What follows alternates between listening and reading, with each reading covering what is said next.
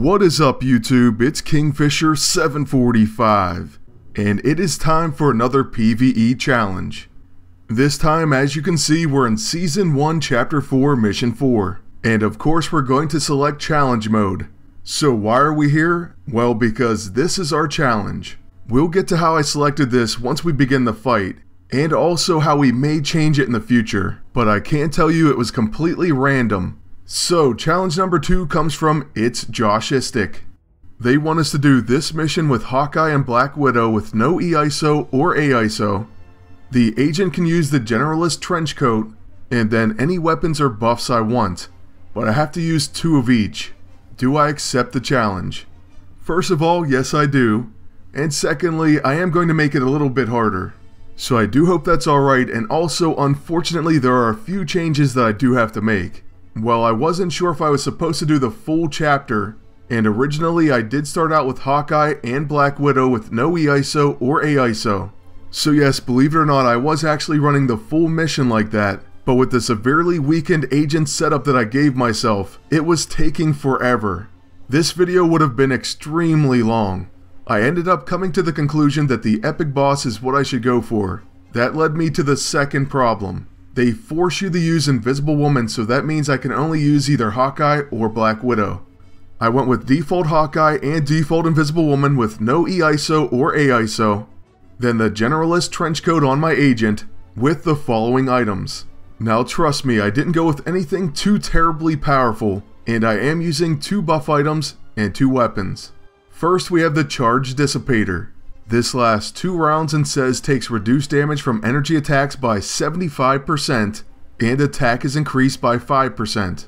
After that we have the Energy Band, which says absorbs damage from energy attacks, and it's a quick action that causes the next energy attack to apply migraine. Then jumping down we have the Uber Blaulicht. It has radiation resilience, it causes radiation exposure ×2, and it exploits radiation. So it deals extra damage against targets with radiation exposure. After that, the most important item that we have is the Beyond Core Can Opener. This has a 50% chance to perform a counterattack when attacked by enemies with metal. Then it causes mechanical stress. The cooldown of all executed abilities except recharge is increased by 1 round. It then melts armor, so all attacks against this target ignore the defense stat, and the big debuff is Shield Breaker. So it removes and prevents new applications of shields. Now the extra good thing about this PvE challenge is I'm going to show you the easiest ways to deal with Magneto. And for anyone who maybe can't do Chapter 12 yet, this is a great place to farm CP. In fact, it's going to be in my top 5 video. Now this isn't the best setup by any means. In fact, I really wanted to bring in a protect weapon to go with the Energy Band and the Dissipator, or at the very least the Bruiser Safeguard uniform. But that would have been cheating, and I even feel bad using the can opener. Still, without using any special uniforms or overpowered weapons, it's going to be quite easy. Just having Shield Breaker makes all the difference. The good news is you don't need a specific weapon to gain Shield Breaker. You can use certain heroes like Juggernaut and Havoc, but it's not limited to those 2. Or you can just save up and buy the Bursting AISO. This will give Shield Breaker to any ranged attack. And that debuff causes Magneto to kind of go crazy in this fight.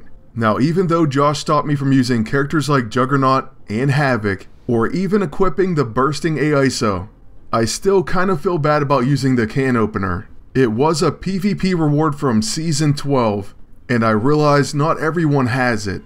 Not that that was a requirement, still I'm going to run this through one more time.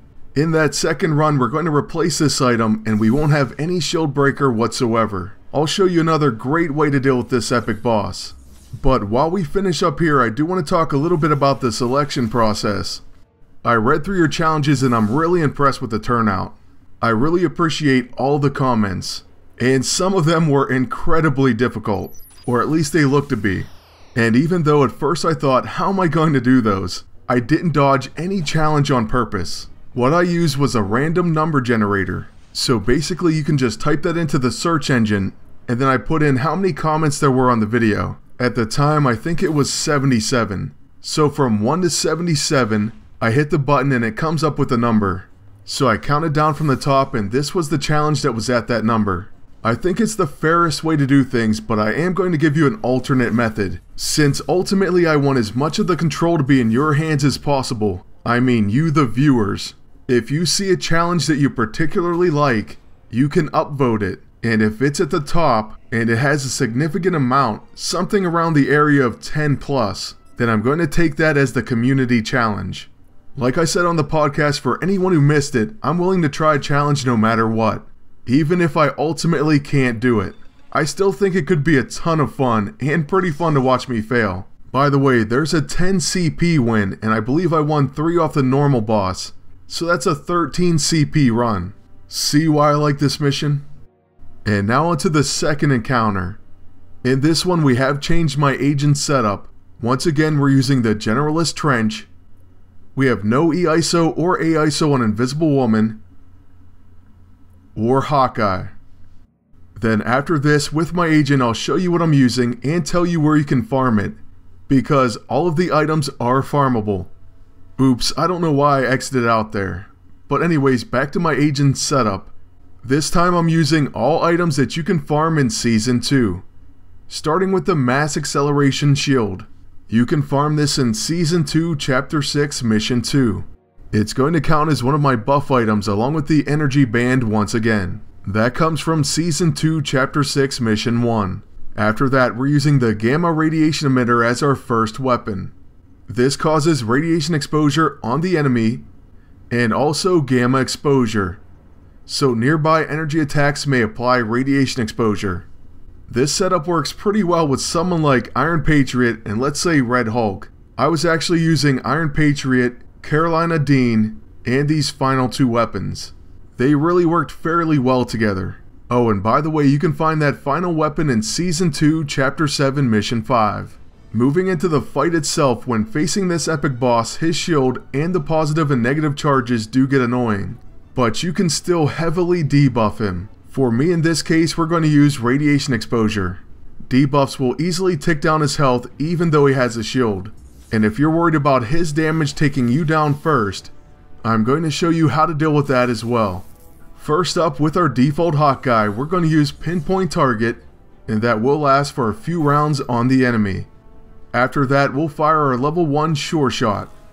Then, with our agent up next, we're going to use the Energy Band, and we can follow that with an Uber Blaulicht or the Gamma Radiation Emitter. For now, we're going to use the emitter. Then Invisible Woman's going to be key for preventing his damage. But we're not going to do that until we get a few more radiation exposure stacks. So with Sue, we're going to use her level 1. Our team should be fine for now because they do have a force field. Also for me, I'm not going to use items, but you certainly can and should if you need to. Honestly, after these next attacks, I could probably deploy our defensive strategy. But instead, we're going to go through another round. It begins with a Sure Shot. Then our Uber Radiation Gun. This weapon will actually begin to do quite a bit of damage, and it's going to place a number of radiation exposure stacks on the enemy. After that, with Invisible Woman, we're going to put up a force field once again. At this point, we should have probably used our Force Cage, which by now I think most of you knew was the ace up our sleeve. Still, there's no real threat of anyone on our team being taken down. If we did lose a hero though, I would start completely over. I don't know if that's a stipulation that I'm always going to be able to keep to, because some of those challenges are going to be incredibly difficult. Just thinking back, wow. And hey, like I said, if there's a particularly painful one you want to see, then just go ahead and upvote it. Back to this fight, we are coming close to the end, so we're going to use the Energy Band and fire our gun once again. Then to prevent any further damage from Magneto, Sue Storm is now going to use Force Cage. You can feel free to use this as early and as often as you like. What it's going to do is take him completely out of this battle. Yes, he will use his shield, but then he just passes his next turns. And hey, since we can't attack him, now we'll use the Mass Acceleration Shield and just watch our dots tick him down. With Sue, we could refresh his cage, but instead we're going to recharge. And that's because we just want to finish him off instead of letting the dots do it. I feel really confident because we do have our Mass Acceleration Shield, and we take no damage plus Sue counters. Then with the Epic Boss's single target attack, he does hit our Hawkeye, but he's not even close to being knocked out. So we'll fire a Sure Shot, which in this case grants a follow-up and finishes off the fight. There it is, the second PVE challenge down. Once again, please submit your challenges, and this time remember the control is in your hands. The final thing I want to show you is another spin on this amazing roulette. This time we win 3 CP. This thing is like a command point factory right now. Certainly though, luck plays a factor. A big factor. That's going to be it for this video, and once again I challenge you to challenge me in PvE. Thank you all for watching. Please leave a like, comment, and subscribe. And until next time, good luck and take care.